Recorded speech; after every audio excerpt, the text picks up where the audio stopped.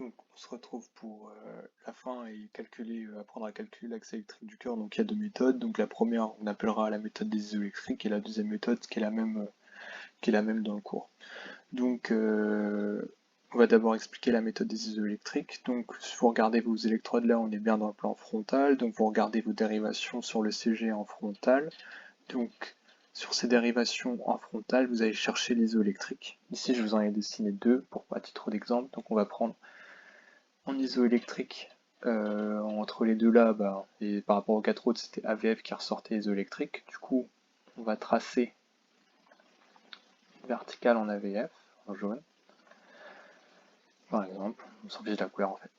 Et ensuite, on prend la perpendiculaire à AVF, qui est D1, et on va la tracer. Donc, on va prendre du rouge pour la tracer.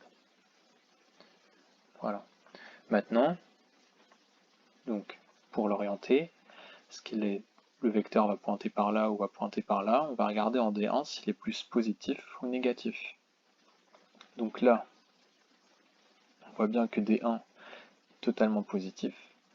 Du coup, D1 sera orienté ici.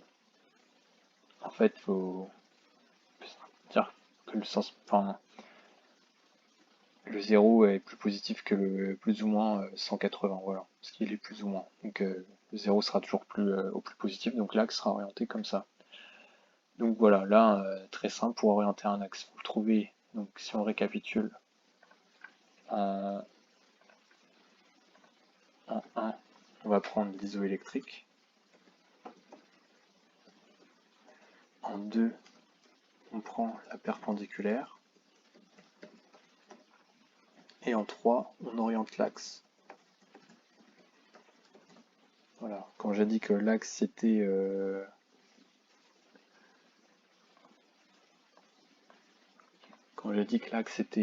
plus positif, parce que là vous voyez bien, c'est largement positif que négatif. Donc si je fais la somme des deux, j'obtiendrai quelque chose de positif. Là j'ai 1, 2, 3, là j'ai 0,5, donc j'ai plus de 5, donc c'est largement positif. Voilà.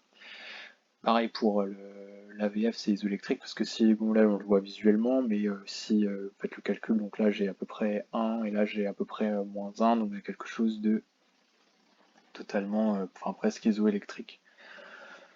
Donc voilà, pour la méthode, celle qu'on va retrouver dans le cours, donc pour garder le même exemple et pas changer ce qu'on vient de voir, donc confirmer, donc la méthode du cours, ça vous dit de vous prenez par exemple deux axes donc, qui sont perpendiculaires, vous allez prendre deux dérivations qui sont perpendiculaires l'une à l'autre pour, pour vous le calculer.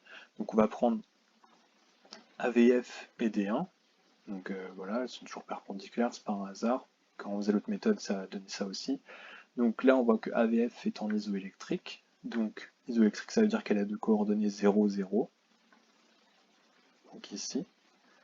Et en D1, il y a deux coordonnées, donc plus 3, 1, 2, 3, moins 1, on va dire, donc ça fait plus 2. Ici. Pardon, ici. Et donc, l'orientation aura lieu dans ce sens-là. Et donc ça vient bien confirmer notre exemple précédent et nos résultats précédents. Bien sûr, là on a pris un truc exprès avec des isoélectriques. Maintenant, supposons que l'axe ne serait pas isoélectrique, donc supposons que j'ai un nouvel AVF pour plutôt supprimer tout ça. Et supposons que j'ai un nouvel AVF et que cet AVF il fait ça. Totalement